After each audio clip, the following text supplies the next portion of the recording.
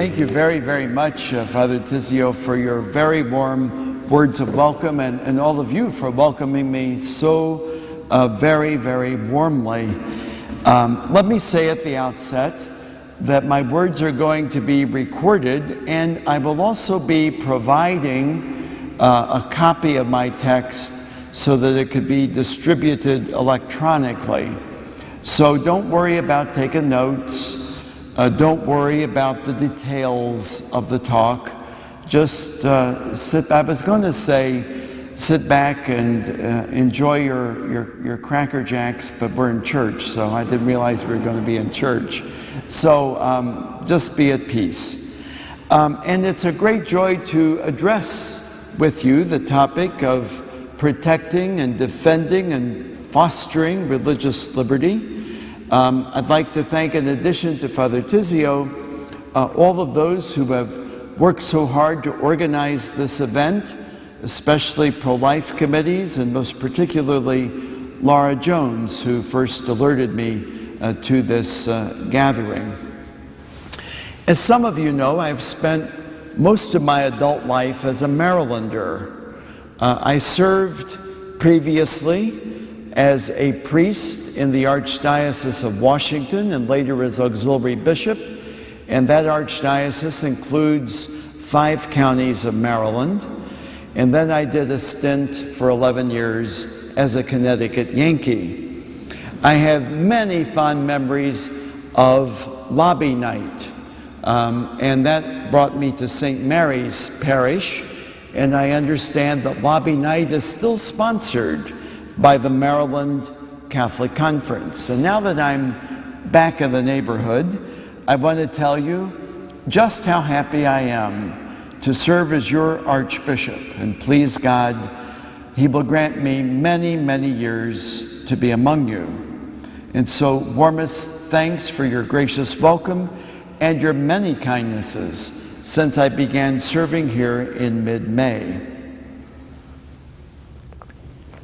Just a few weeks after my installation, I traveled to Rome, where I received the pallium from the hands of Pope Benedict XVI.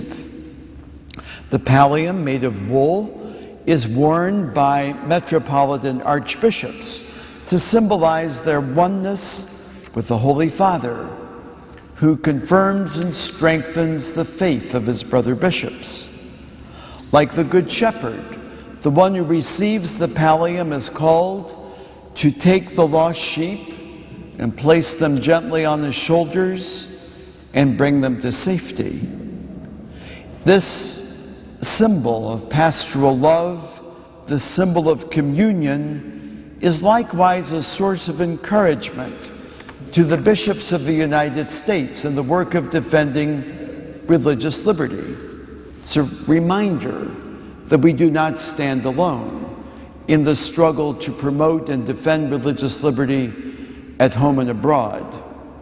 Christ never abandons his church, most especially in times of threat, and all of us, clergy, religious, and laity, find Christ's presence in our communion with Pope Benedict, the Vicar of Christ and the Bishop of Rome.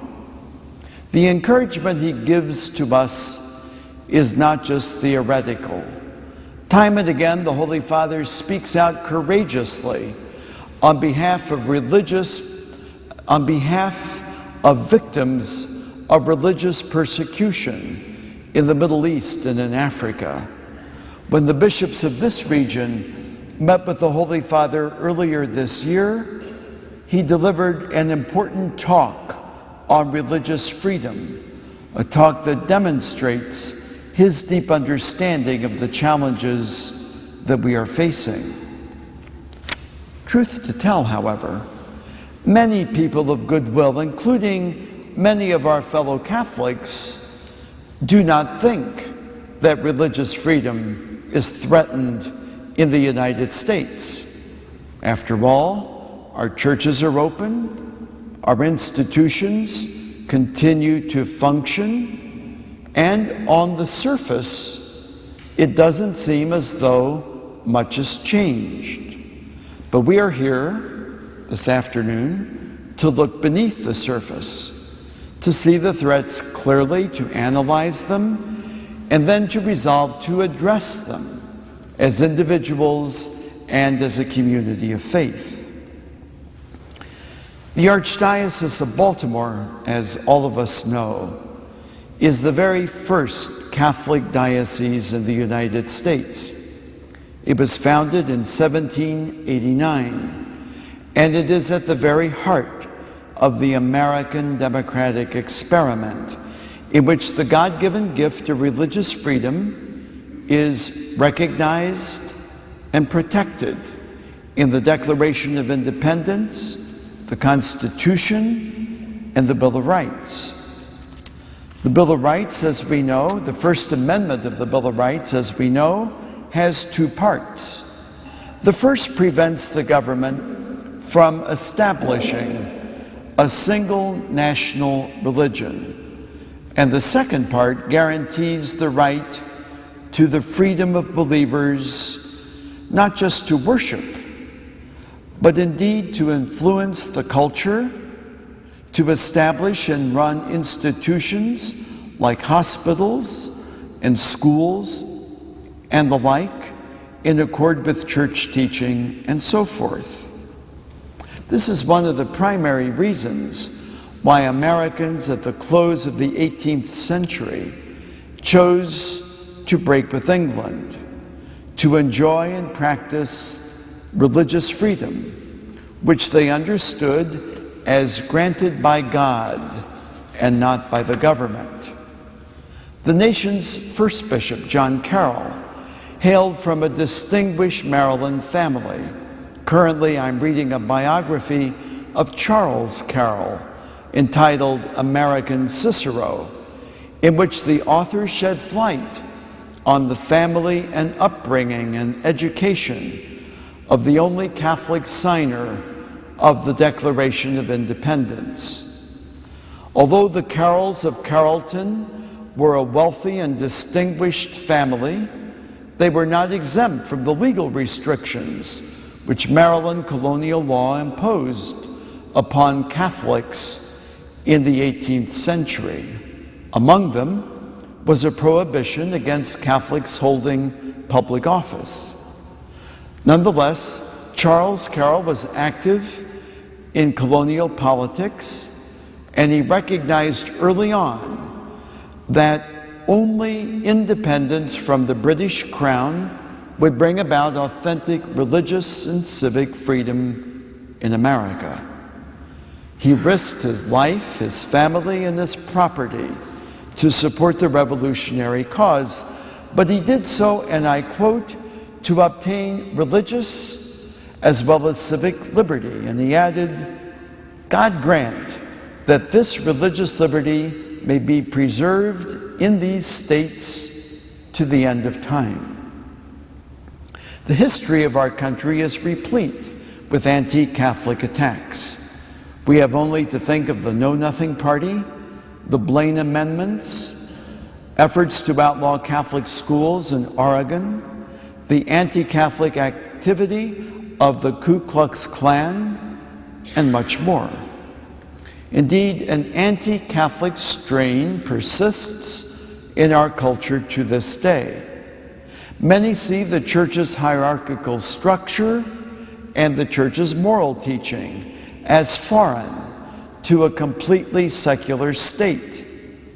Sadly, anti-Catholicism remains an underlying current that surfaces whenever the church is in crisis, from within or from without.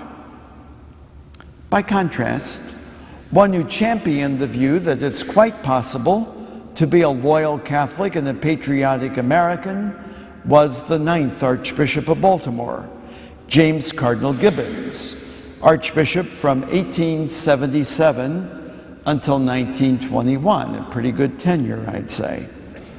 And by the way, in my house, there are pictures everywhere of Cardinal Gibbons. There must be 10 paintings of Cardinal Gibbons in my house. He follows me around all day long. Well, on the one hand, Cardinal Gibbons defended the proposition that you can be a loyal Catholic and a loyal American against the anti-Catholic attitudes of his day, and on the other hand, against old world suspicion of pluralistic democratic government.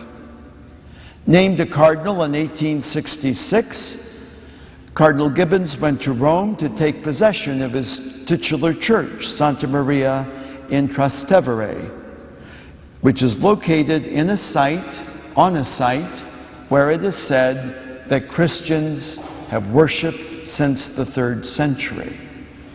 In that auspicious place, Cardinal Gibbons spoke these words. He said, "For myself, as a citizen of the United States, without closing my eyes to our defects as a nation, I proclaim with a deep sense of pride and gratitude, and in this great capital of Christendom, that I belong to a country where the civil government holds over us the aegis of its protection without interfering in the legitimate exercise of our sublime mission as ministers of the gospel of Christ." Gibbons understood that the American experiment is not perfect, but he championed the view that our form of government protects the God-given gift of religious liberty and respects the role of churches in buttressing the moral underpinnings that are essential for the right use of freedom and for true human flourishing. By preaching, by worshiping, by organizing programs of charity and education, churches point to the fact that, although we live in a secular culture, we human beings have a transcendent origin and destiny, and that it is our responsibility to seek the truth and be formed in virtue. But today, the vision of our founding fathers and Gibbons' own keen understanding as to how we actualize that vision is being relentlessly challenged by an overarching secularism that seeks to marginalize religion, silence its voice in the public square, and force its institutions to conform to secular orthodoxy. And let's be honest, it has become possible for secularism to challenge religious freedom in this way because so many people who claim to be believers have marginalized religious faith in their own lives. Catholics and other people of religion who no longer practice their faith contribute to secularism. And to the extent that we fail to bear witness to our faith, to the extent that we fail to engage in evangelization, we also contribute to a secularism that excludes religious faith from the public square and seeks to limit the role of religion in our culture. One of the ways that secularists seek to do this is by embedding in the law a definition of what religion is and is meant to do. You can be sure it is a very narrow definition. It is found not only in the HHS mandate, of which I'll speak later, but also in various state laws, and it comes to us courtesy of the ACLU. It is a definition that reduces freedom of religion to freedom of worship and seeks to confine the church's activities to the sacristy. A church is deemed religious, according to this definition, only if the church in question hires its own members, serves its own members, and exists almost solely to inculcate its own doctrine. But the moment that church seeks to serve the common good, or to influence public opinion, then such a church and its activities are deemed secular. And then those churches are told that they must play by the rules.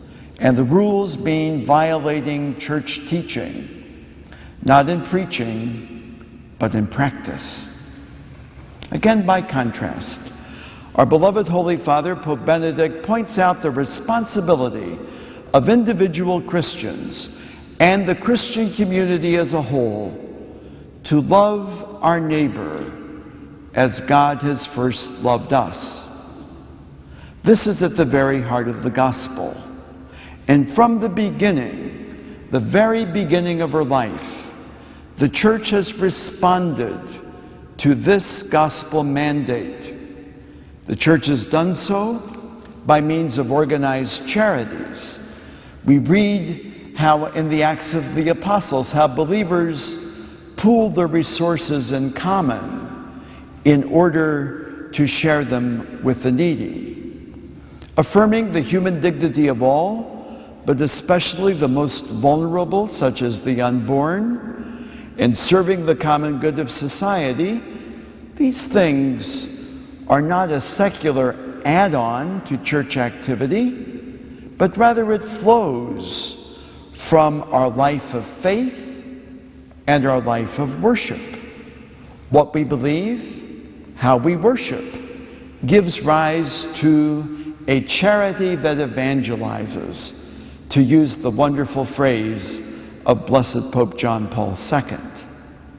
And this is expressed in person-to-person charity, in our educational and charitable institutions, in our advocacy in the public square on behalf of the unborn, on behalf of marriage, on behalf of the frail elderly, on behalf of the poor, the needy, and the stranger. An advocacy that is carried out not from the perspective of a blind faith, but rather from the perspective of reason enlightened by faith. Affirming the dignity of individuals, serving the common good, as we all know, is not an easy task. It includes a wide range of human goods, and it is never a question of simply trying to bring about the greatest good for the greatest number, because such a calculation always leaves behind the vulnerable, the voiceless, and minorities. Instead, the common good is achieved when each person is given the opportunity to flourish, to fulfill their God-given potential, to develop and use their talents, to flourish physically, intellectually, socially, and yes, spiritually and religiously. Government has a role to play in bringing about these conditions, and it will probably always be a matter of debate how extensive that role should be. Yet what is most often overlooked, and sometimes by politicians of all stripes, is the role of intermediate structures that help promote the common good, the conditions for human flourishing. These intermediate structures include the family, churches, schools, nonprofit institutions, and the like. Think for a moment what the breakdown of the family has meant for our culture. Think about how many social problems would be headed off at the pass if our children were all growing up in strong families with moms and dads who love each other and their children, who provide role models and teach their children how to relate to the opposite sex in a healthy and respectful manner, who impart basic truths and values and train their children in virtue. With this in mind, I want to urge each one of you to be vigorous in upholding marriage as between one man and one woman in the upcoming referendum. I'm really going to need your help, and I'm really going to count on you.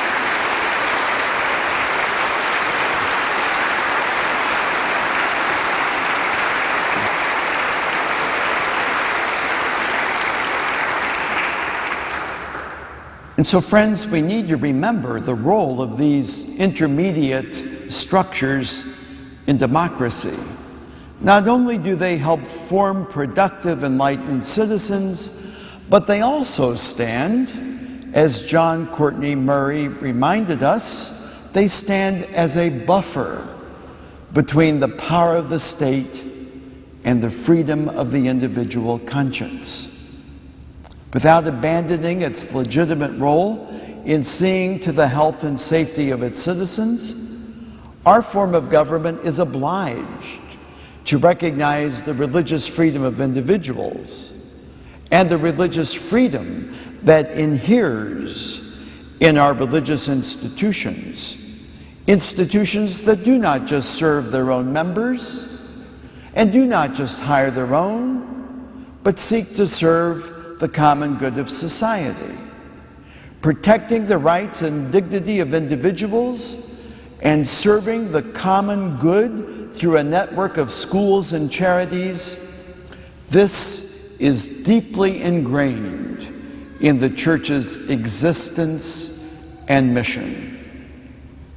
Now, until recently, the federal government has accommodated churches that seek to serve the wider society in accord with the faith that inspired that service in the first place. Thanks to the Church Amendment, and let us remember that Senator Frank Church, of happy memory, was a good Democrat. Thanks to the Church Amendment, the government has by and large refrained from entangling itself in the internal life of churches and let them serve the common good according to their own lights. That is, until now. In August 2011, the Department of Health and Human Services published its Preventive Services Rule and asked for comment. And overlooking the comments, the flood of comments that it received, it put it really on the Federal Registry and into force beginning earlier this year. This rule is part of implementing the Affordable Health Care Act. It requires virtually all employers to provide through their employee benefit plans abortion-inducing drugs, sterilization, and contraception. Religious employers could be exempt from providing these things if they are willing to conform to a very narrow definition, which I mentioned earlier. Namely, that religious employer could qualify for an exemption so long as it hired only its own members, served only its own members, and existed almost solely to promote its own religious doctrine. Anything else is deemed by the government as a secular enterprise. And so if a religious organization hires people of other faiths, if it seeks to serve people of all faiths and none, if it engages in education, social services, and charity, then according to the HHS rule, it's not religious enough to be exempt from having to provide surgical procedures and pharmaceuticals judged to be immoral.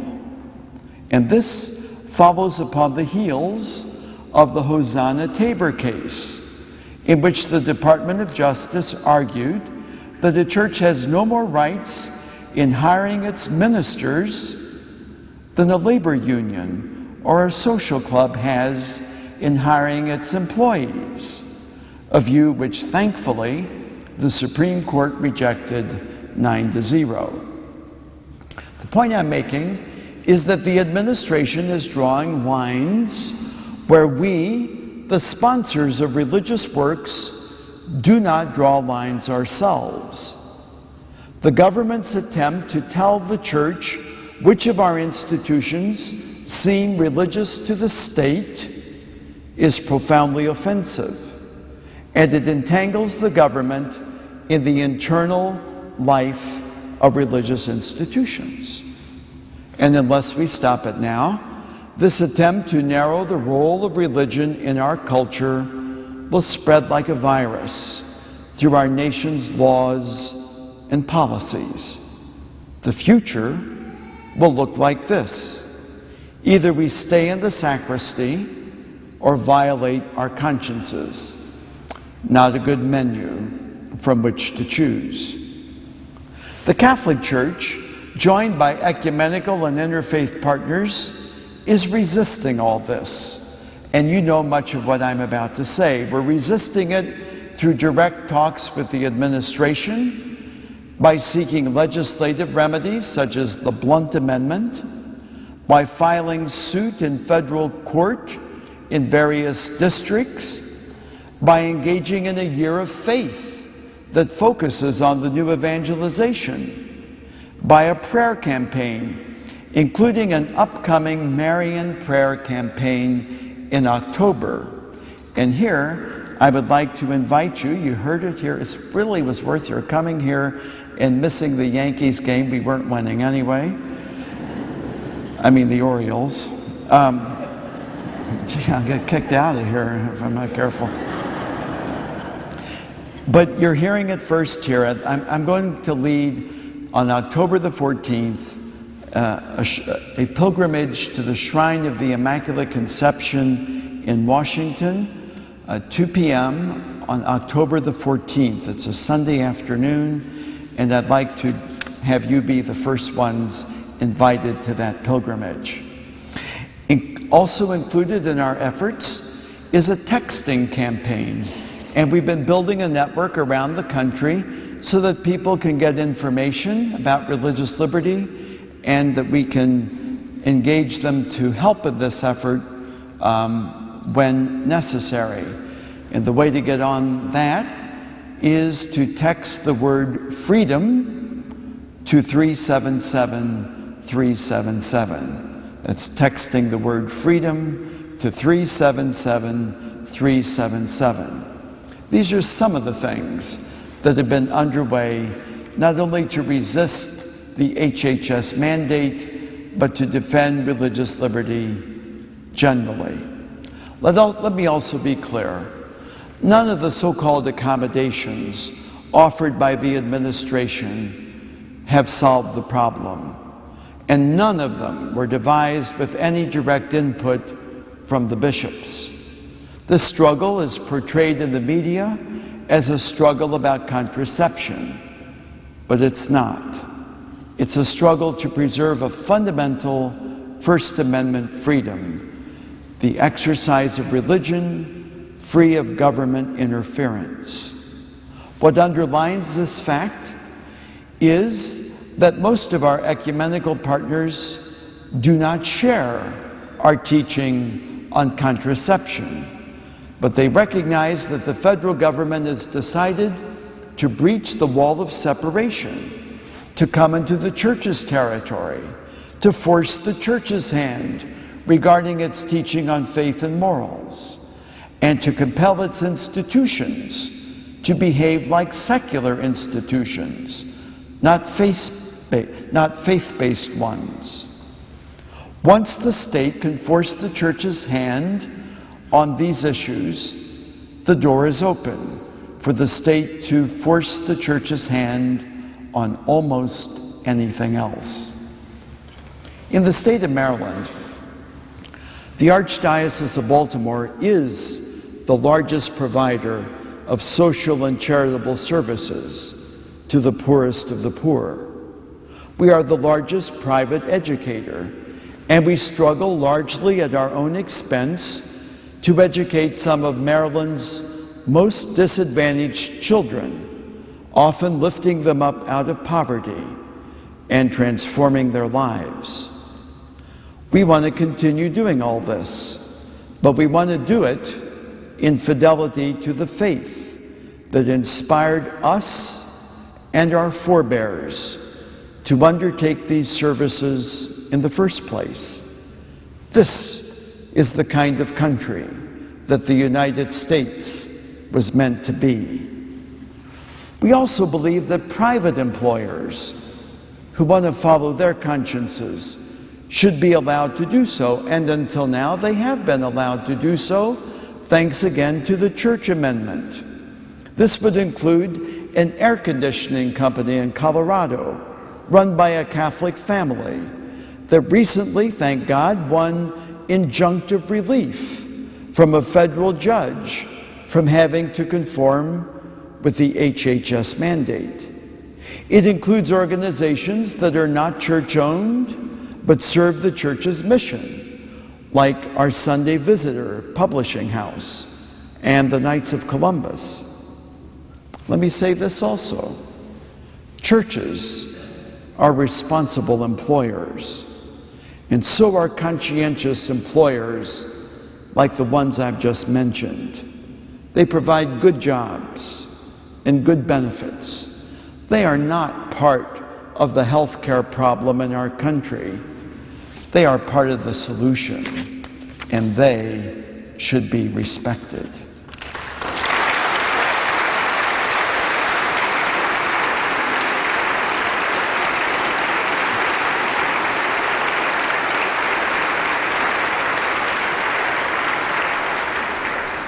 And let me add, nobody is forced to work for an institution based on Christian principles. And besides all this, the government has exempted many groups from providing these so-called preventive services by grandfathering their plans, and it's given other exemptions as well. But it has not yet budged with regard to the objections of the Catholic Church, other churches, and private employers with conscientious objections to the HHS rule.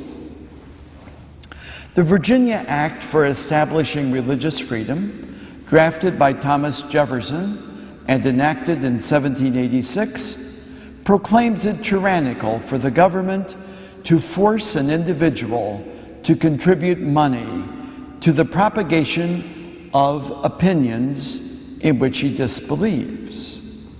But that is the net effect of the HHS mandate on private employers, on church-related employers, and on churches themselves. It is up to us to make sure that such tyranny does not become the law of the land. At the end of the day, we will be judged by our fidelity to our responsibilities and on how we sustain that fidelity. Our responsibilities call us to rally for religious freedom in the context of the common national good, and to be a beacon of hope for people suffering religious persecution around the world. We're called to engage our fellow citizens and our government leaders robustly. We're called to vote in a conscientious way. But we're called to do all of this in respect, in hope, and in love. This is the pattern given to us by the saints. This is our pattern too, as we sustain our national promise of freedom and equality and bequeath it to succeeding generations. Thank you for your attention. Thank you for your support. Thank you for your prayers. God bless our church, our state, and our nation. Thank you.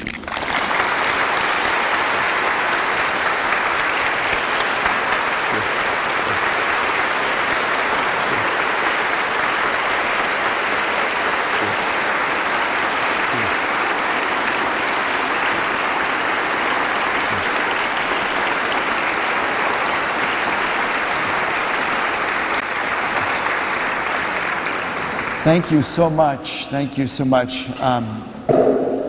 I think we'll do a little bit of Q&A. I see microphones are being set up, and so now it's time to play Stump the Archbishop.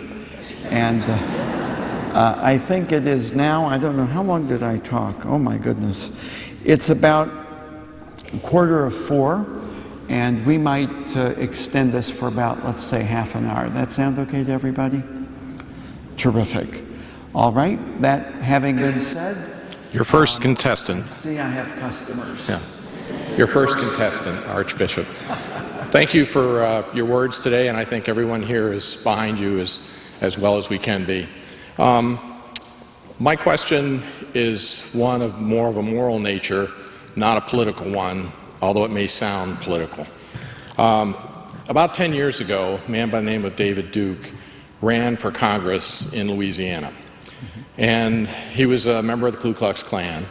And the local bishops and the Bishops' Conference were heroic in pointing out the inconsistency of that organization with our Catholic beliefs and our Catholic faith, and the sinful nature that it would be for voting for that man and for what he stood for.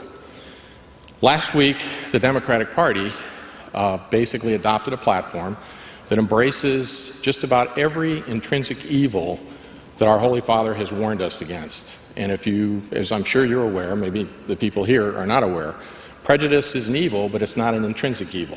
And the intrinsic nature of an evil brings it to a much higher moral plane than standard evil, although all evil is bad. Let's just leave it at that. So my question is, basically, is it moral for a Catholic to be a Democrat at this point? And then my second question,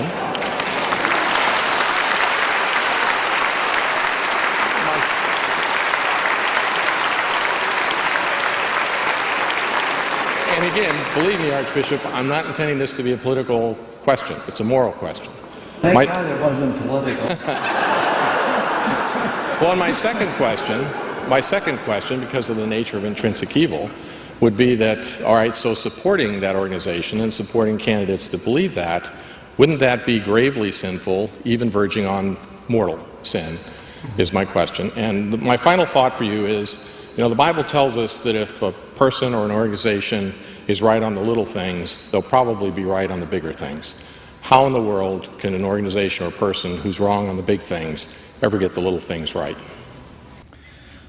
Well, you've given me a lot to comment on, and I'll do my best.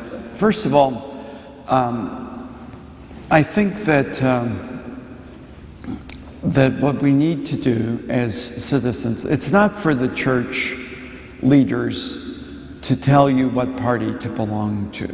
It's not for us to tell you precisely who to vote for. But it is for us to share in a very clear way what the church believes and teaches, and to look at things in their proper light. And as you rightly point out, there are some things that are intrinsically evil. That is to say, things that are so flawed in their very nature that no circumstance, no intention can make them into good things. And such things would be the taking of innocent human life, and other forms of denying human dignity. Okay? It seems to me that there are going to be Catholics who belong to both parties. There's nothing you're going to do about that, and there's nothing I'm going to do about that. In fact, we should want to have a two-party system.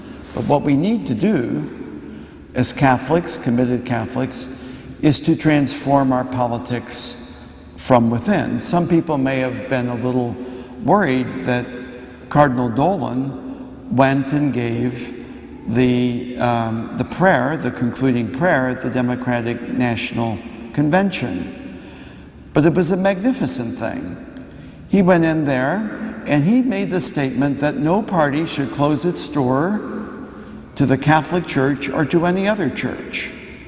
And he made the point that it should be okay to defend religious liberty and the dignity of human life and other fundamental truths such as that, no matter what a party platform says, no matter what positions politicians have taken.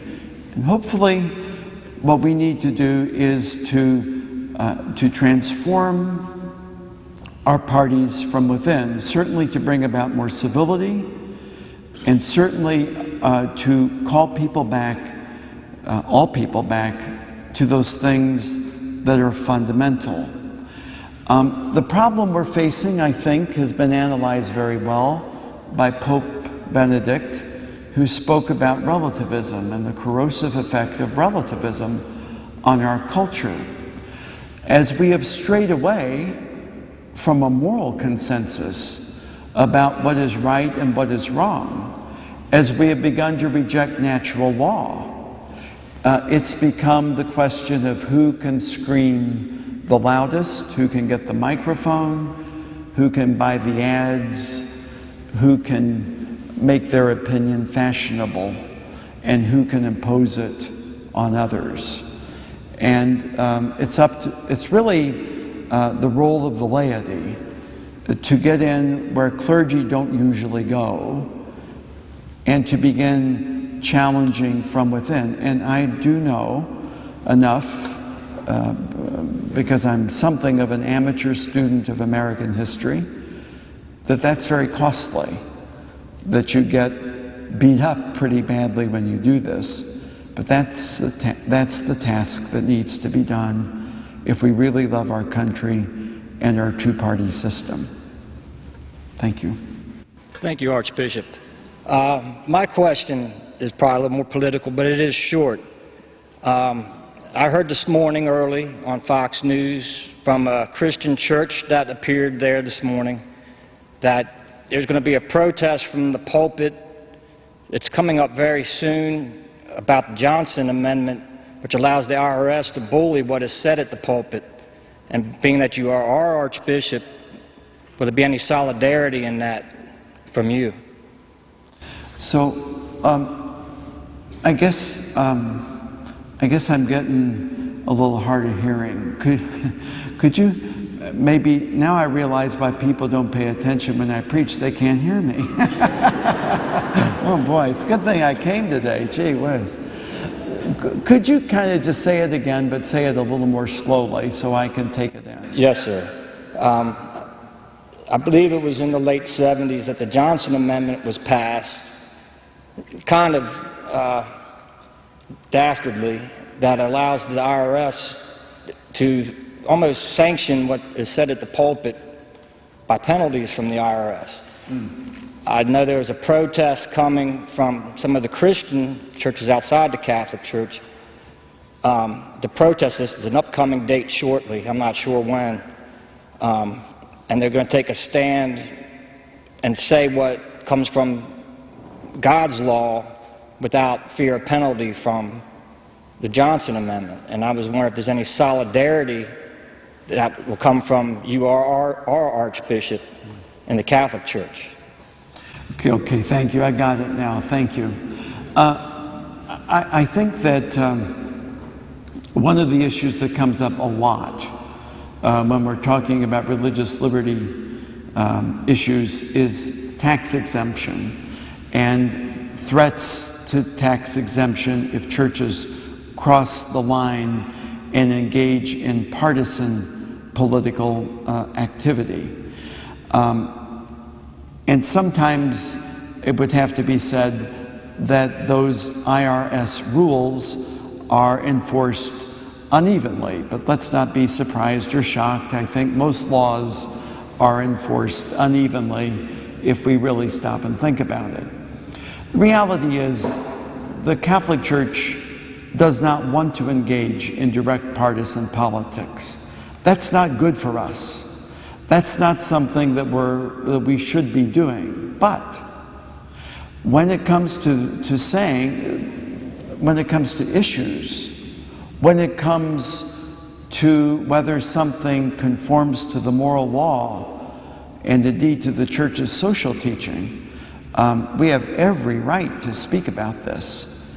And I would be the first one to admit that some of the rules are pretty arcane and complicated about what you can do. Let me go to the issue of the marriage amendment. Now, I'm not here to raise money this afternoon, but we have to raise some money to get some ads done for the Maryland marriage referendum. And it's one of those things where it's very difficult to do so. It's not tax exempt. I'm sorry, you don't get a tax deduction, I meant to say.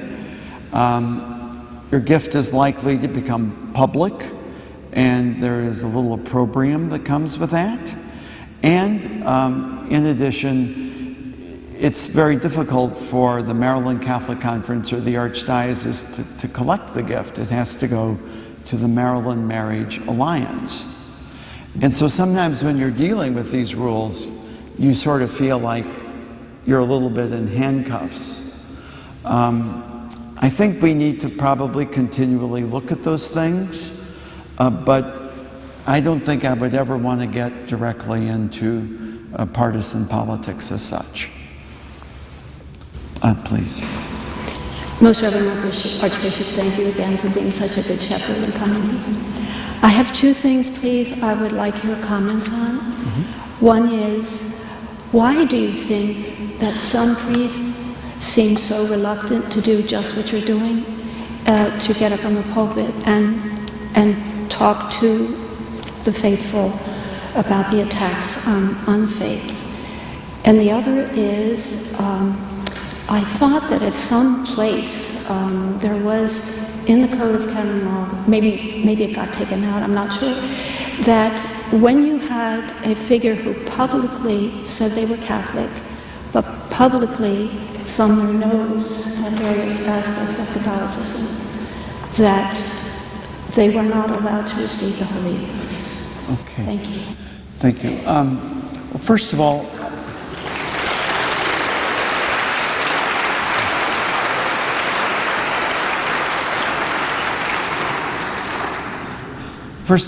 thanks for your good question. Let it be said that here this afternoon I am in a slightly different situation than most priests are at a Sunday Mass with kids and everybody who shows up. We're all here because we want to talk about these issues openly and frankly, and that. So it's a bit of a delicate thing for most priests to get up and talk about this on Sunday. I think it has to be done, and there are very good ways to do it, but it isn't as easy as it seems. Some priests do it with great grace, great courage, and great effectiveness. Studies show that those who come to Mass every week are really influenced by the Church's teaching and really are, as it were, with the program. As church attendance diminishes, so too the tendency to sort of think with the general culture increases, or at least tends to increase. So I always tell my brother priests, we may think nobody's listening. We may even get beat up when Mass is over. You haven't lived till you've stood in the back of church and have. One time when I was a young priest, I gave my first talk on social issues, and it was in a Maryland parish, and I will not name the Maryland parish. And a man came up to me and said to me, "Father, that was by far the worst homily I've ever heard in my life." And I said, "God bless you." and the pastor said to me, "Welcome to the club, kid." So some guys probably are naturally reluctant for that. Some of them probably don't feel they understand these issues as well as they might, and don't want to go beyond, their territory. And others might even have some difficulties in their own mind and heart about these things. And it is with those priests that I certainly like to talk and come to know and be very helpful to. With regard to the question of receiving Holy Communion, I think you're referring to the famous Canon 915. And that's been discussed quite a bit, probably more than any other single canon or church law around. I think there's a couple things to be said about that. Denying communion is not the first thing you do, it's the last thing you do. The first thing you do is to try to reason with a public figure who is publicly promoting that which is blatantly opposed to what the church stands for. And sometimes that's a difficult process, and sometimes it has actually borne fruit. Not often, but sometimes it has. The second thing is to reason with the person, the public person in question, that it would be better for him or her to absent himself or herself. Gee, this inclusive language gets you tied up in knots, doesn't it? But to exclude himself from receiving Holy Communion. And oftentimes that does bear more fruit. In Italy, where the same problem happens, it's not uncommon to see the politicians get up and leave at communion. But then again, it's not uncommon to see many Catholics do that here in our country, but for other reasons. So those are the things I think you do before you do that. And then finally, before you take that step, and it can indeed be done, one must, I think, take some cognizance of the views of the bishops in the surrounding area. So those would be some of the aspects of that. Thank you. Thank you, Archbishop. My husband is Catholic and is one of several owners of a small, non-religiously based Maryland company. Some of the owners are not Catholic, and the company is a government contractor who only does work for the government. They are currently too small to be self-insured. With respect to the HHS mandate, can you offer any guidance on the ethical options and guidelines that may be available to owners in his situation, as well as owners who are self-employed? Thank you very much. Let me ask, does the company have more than 50 employees? I believe so. I believe so. Okay, because if it has less than 50 employees, one can get an exemption there, apparently. Is there any chance to grandfather, get the health insurance plan grandfathered? I don't know. I don't know. Well, it's those are two avenues. A third avenue that I would suggest is this. The HHS mandate kicked in this past August for employers that you're speaking of, but that doesn't mean it kicks in exactly on that date in August when it was due to kick in. It depends upon when you have enrollment in your insurance plan. So many employers do it around the first of the year, which gives us a couple of months. One of the things I would do is to call the Becket Fund, which is, I understand, coming here. It's a great group. I love the Becket Fund, and it's done so much to help not only the Catholic Church, but many churches, and I think they are upon this. I think another option is to seek to see if there is any other suits that have been filed, to see if you can join them, and then I think at the end of the day, employers are going to have to make a prudential judgment. From the point of view of actually cooperating with evil, it's fairly remote. The real problem with this is not that we are getting directly entangled in evil, but rather, because we're certainly not intending to do this, and we are many steps away from the actual evil. The real problem here is that we need to stand up and witness for religious liberty. There will be some companies that will decide simply to pay the fines, and some that will decide simply not to conform. But there will be others who will have to that might reach a different decision, albeit reluctantly and under duress. So, but I would urge you to see if you can be grandfathered, and I would urge you to check with the Beckett Fund and see if there's possibly also a way that you too could get some injunctive relief like that wonderful company in Colorado. Okay. Thank you very much. Your Eminence, first of all, thank you for giving us the opportunity to speak and to hear you speak.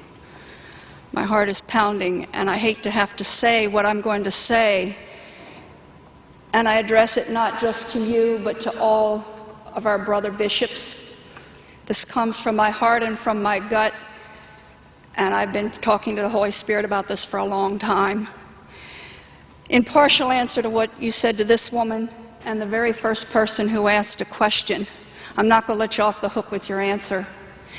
You implied that excommunication of politicians who are Catholic and blatantly teach against the Church's doctrine and are now forcing them down our throats.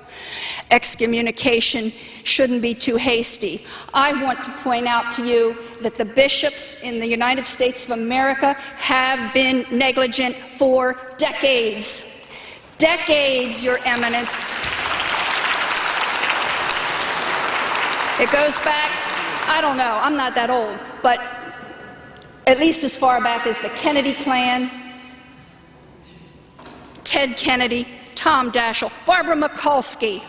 I was there in St. Rosa Lima Church when she first walked into a Polish polka party I had attended, glad handing everybody, saying, I'm a good Catholic Polish girl, I want your vote. Now look what we got with her and the things that she supports. That pastor didn't throw her out of the hall. It goes on and on. You got Biden and Sebelius and Pelosi. They are the ones who've done this, and they are blatantly, publicly Catholic, and the Church does not publicly call them to repent and recant or face excommunication, and it should have been done decades ago. Don't say it's not.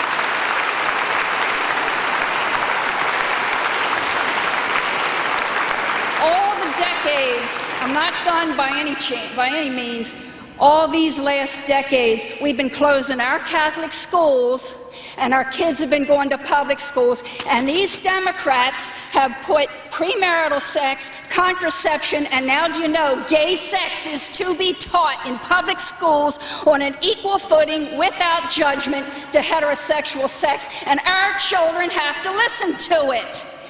You let this happen decades ago. You know, this is not new.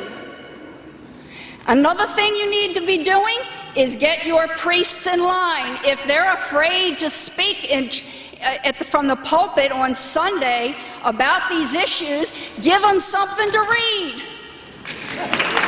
Or give them a seminar. God bless my priest up in Hancock, Maryland, Father Lombardi. Boy, he stands up there and he'll tell it like it is. He talks to these kids from the pulpit about premarital sex and contraception and gay marriage. He's not afraid. And he's the only priest in the in the parish. There's no way that, the pastor can pull him out. Excuse me, just wait a minute. Question, yes, please? I do. It's coming. Okay, it's coming. It's coming. Okay. My question is, why now? Why have you waited and let this stuff creep in to our society and to our church? What we've been doing is the slow boiling of a frog. You know that story and that joke. What I want to ask you is it because the likes of the Kennedys and the Pelosis and the Daschles and so on have checkbooks?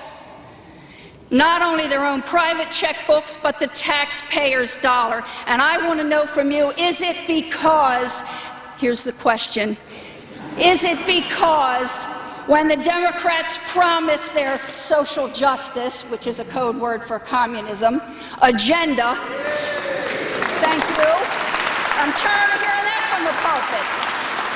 When they promise to take care of the poor, more welfare, more AFDC, more rent subsidy, more free medical care for the whole wide world, that is taking some of the financial burden off of the church to do their charitable obligation. It is not the job, no thank you, it is not the job of the government to be charitable. It's the job of us Christians. Jesus didn't tell us to pay taxes to take care of the poor. He told us to do it ourselves. And my fear is that all these years, the church has tended to side with the Democrats with this promise of care for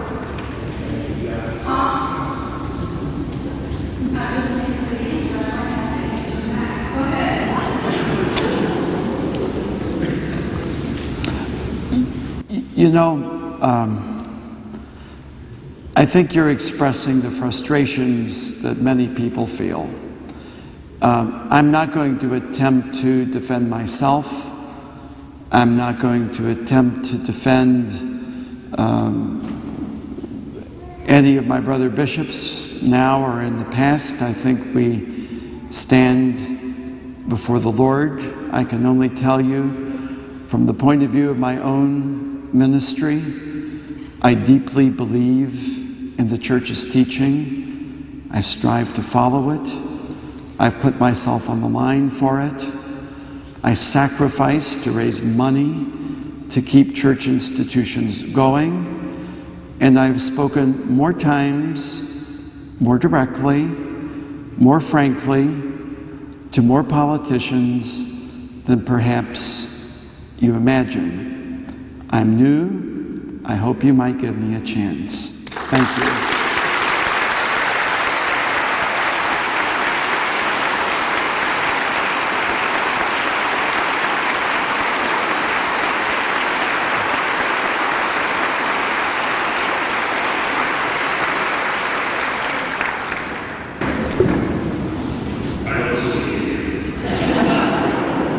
Gee, when are cocktails? Just teasing. He started by saying that the secularists were able to marginalize faith, because those of us of faith have marginalized governments. One of the ways that's happened in our church is its teachings on contraception. Makes this a very good teaching. You say that HHFA is not about that in the larger sense of religious freedom. And I understand what you're talking about. But it is a teaching all over the church.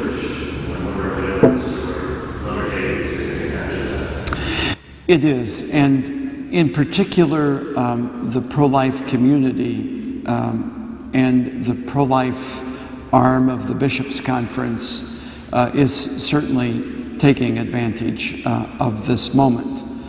I think the issue is that Pope Paul VI was prophetic when he said that when we separate the true intrinsic meanings of the conjugal act to express committed love and to be open to the begetting of new life, the door has been opened. And he foresaw many social evils, but even there's some around now that even he did not foresee. Blessed Pope John Paul II spoke most courageously and profoundly about the theology of the body. Now, there's versions of that are more profoundly explained than others, but he's given us a wonderful way of understanding the church's teaching and promoting it.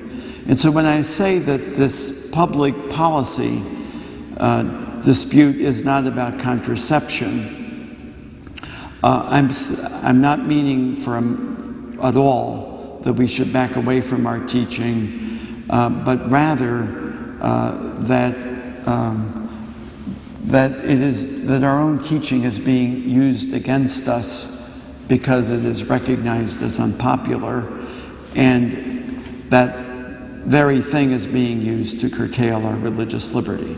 That's what I really mean. But it is a teachable moment. And I think that as I become more knowledgeable about the Archdiocese and have a hand in shaping its programs, it's my hope that we can do that in a very, very robust fashion.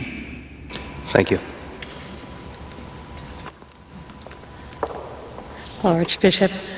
This is kind of a follow-up to that. I understand that it's not a contraception issue, but in this Archdiocese, as I mentioned briefly, there are 2 OBGYNs that are falling within the Church's teachings on non-contraceptive practices. It's extremely difficult for OBGYNs. And again, this is kind of off topic, but not really. Holy Spirit Hospital up in Pennsylvania has a clinic full of OBGYNs who are teaching or are having a practice within the teachings of the Church. It's a beautiful thing. In order for an OBGYN to come to a Catholic hospital and set up their own practice, maybe if they're practicing in another practice, it's upwards of $300,000 of what's called, I think it's an entailment. They have to come up with that money for their insurance. It would be a beautiful thing. Do you think that there are donors, or is there money in the Archdiocese where if there are OBGYNs who are willing to practice like that, how can we support them? How can we as lay people encourage that? Because the problem with this whole thing is, excuse me, I'm very nervous, is that our Church, our lay people are not taking this seriously. The medical profession, it's very difficult to find medical professionals who back you up in trying to live out these teachings of the Church. If we had medical professionals and we were backing them up, then it would be legitimized. If medical school, it's extremely difficult for medical students to go through and practice the Church's teachings. How can we as a community back them up? And are there donor pockets? That's really where the pro-life emphasis needs to be, because if you can send people who I'm sorry, I'm getting tongue-tied, who see the dignity of women in the fullness in which the Church teaches, then it's legitimate if the medical community is actually backing that up. Okay, thank you. It's a good question. I don't know exactly where all the donors are. I'll probably be looking for that as we move along here. But I think that you raise a very good point, and one that I'd like to reflect a little bit more upon. We really should be about the business of encouraging Catholic professionals, really in all professions, to embrace and live the Church's teaching, and how important to have people in the legal profession, for example, how important to have people in the arts and in the trades, but it is particularly crucial when it comes to medicine and to OBGYN. There are, of course, groups like the Catholic Medical Association. I know you're most familiar with that. There are also Catholic medical schools, which I hope and pray are doing a pretty good job, but probably it would depend on which one you're talking about. And so I think you raise an interesting proposal, and I think it would be helpful if you maybe wouldn't mind to jot it down and share it with me and give me a chance to think about it in a more reflective way, and I'd be very happy to do that. So thank you. Good evening, Most Reverend Bishop, and to the life of the body of the Church. I have been carrying around 3 of your pictures since I met you and did meet you at the Basilica. This is so powerful. I don't know if everybody in the life of the Church has read what it says, and we have to give him a chance. I am so shut down. I believe in St. John Newman, and I believe in St. Mary's. But above all, I believe in my Savior, Christ. And I believe in the heavenly host, the Trinity and Mary, Mother of God.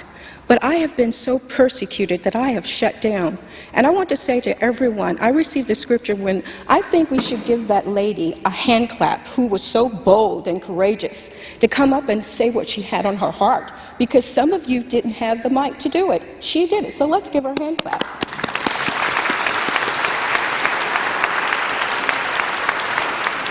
Now, I know I was back there trying to decide if I wanted to talk to you at the receptionist because I'm very private and I'm quiet.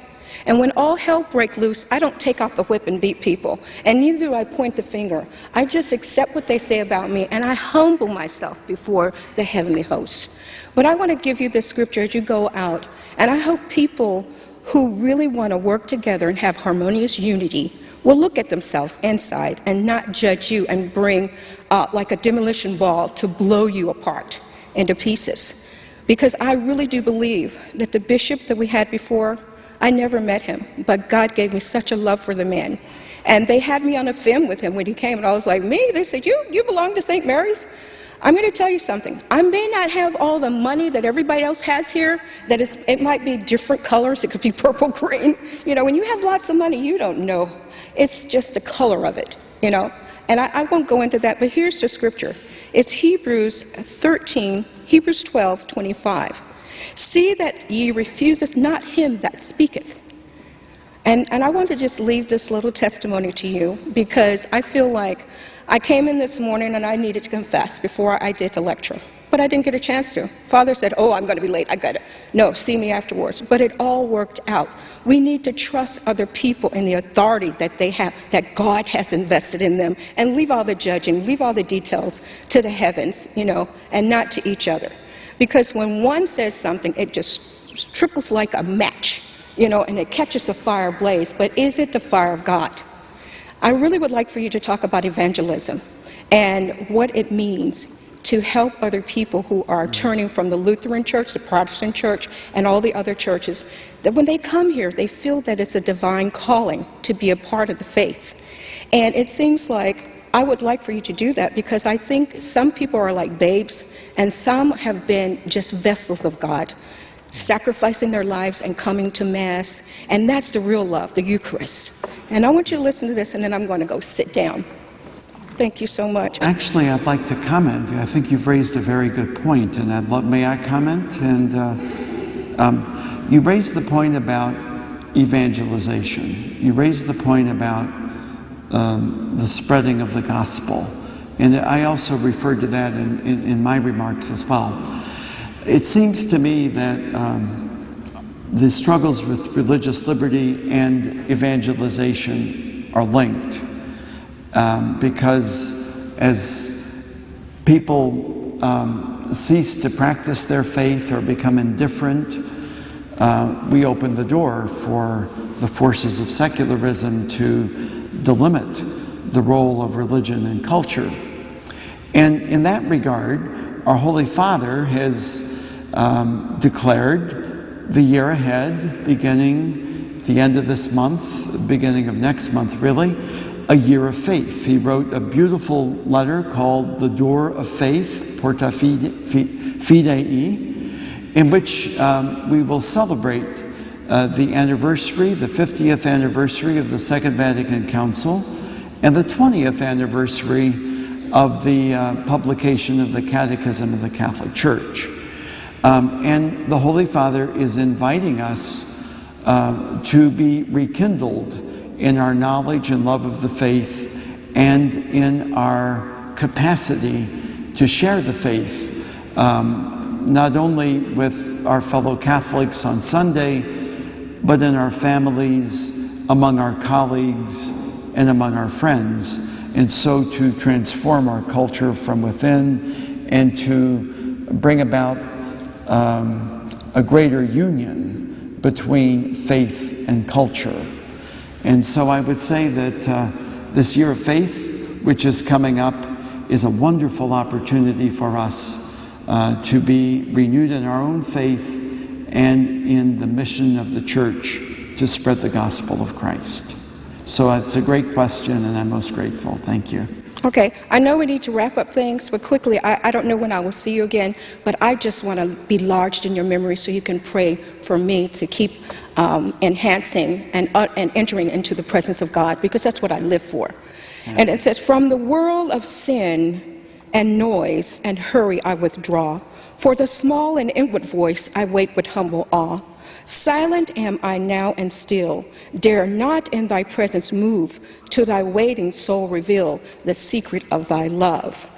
When therefore the smallest instinct of desire of thy heart calleth thee toward God, and the newness of life give it time, leave to speak, and take care thou refusest not him that speaketh.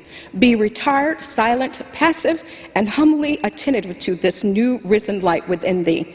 It is hardly to be wondered at that he should lose the finer consciousness of the higher powers and deeper feelings, not from any behavior in itself wrong, but from the hurried noise and the tumult in the streets of life, that penetrating too deep into the house of life, dazed the stupefit, the life of lonely watchers in the chambers of consciousness far apart. He had no time to think or feel.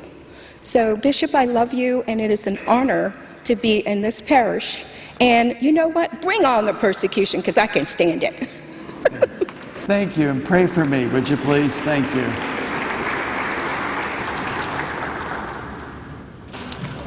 Archbishop Laurie, first of all, I'd like to say thanks for the leadership you're taking on this HHS issue and the freedom of religion. We all really appreciate it. My question is, am I guilty of the sin of cooperating with evil if I vote for a politician of any party that's a staunch supporter of abortion, undermining the family with the support of gay marriage, or a supporter of the HHS mandate and taking away our freedom of religion? Am I guilty of the sin of cooperating with evil if I vote for them, even though there might be other things in their platform that I would support? Sure. That's a very complicated question and a difficult one to answer in just a few sentences, but it seems to me that the whole issue of cooperating with evil has to do with how close we are, how immediate is our participation in bringing about evil. So we all pay taxes, and some of our tax money is used for things that we think are wrong, but we still pay our taxes anyway. We recognize there's a great distance between writing the check to the IRS and something that happens down the line that we believe to be quite wrong. It seems to me that the issue is not whether or not you're cooperating with evil that should determine how you cast your vote, but rather what kind of a culture you want to create. And it seems to me that we deserve better from our politicians than platforms and positions that are rooted and based upon intrinsic evils. It seems to me that we've been called as believers and citizens to create what John Paul II called a culture, a civilization of life and love. And I think we have to ask ourselves seriously when we cast our vote for someone that would promote the taking of innocent life, or the deconstruction of marriage, or any number, euthanasia. What are we building here? What kind of a future are we creating? So it isn't the question of how close am I to the evil. It is rather the question, am I fulfilling my job as a citizen? Am I fulfilling this with the truths and values that flow from my faith, enlightened by, and also am I using my reason to figure out what kind of a country we're going to be bequeathing to those who come after us? That's really the issue that has to be thought through before you cast a vote.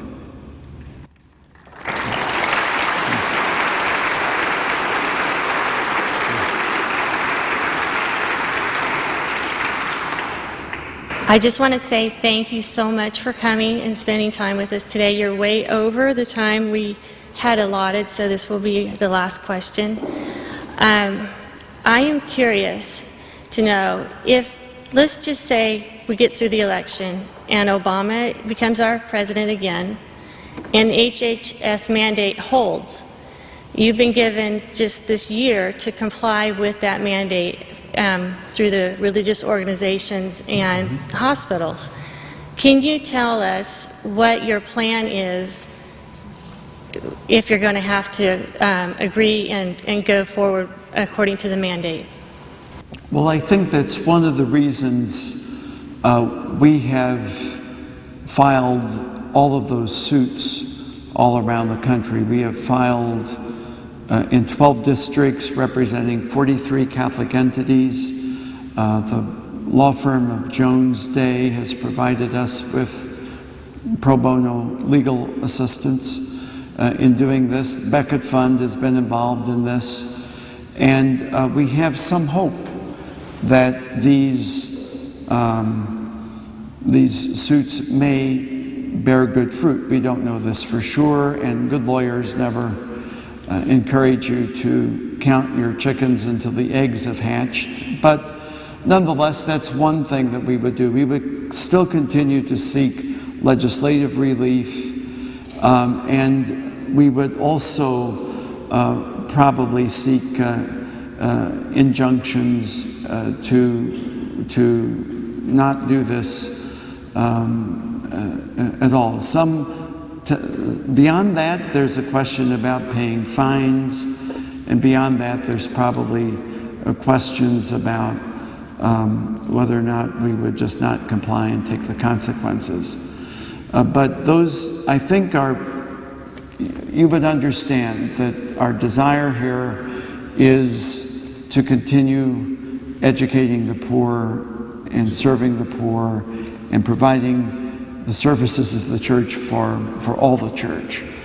And that we will use every means at our disposal that our own democracy and way of government provides for us to defend ourselves and to stave this off as long as we can in the event that we cannot actually defeat it.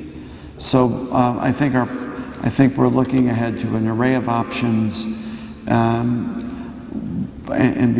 when we have to cross the Rubicon, we'll talk again. Okay, thank you. Thank you so much.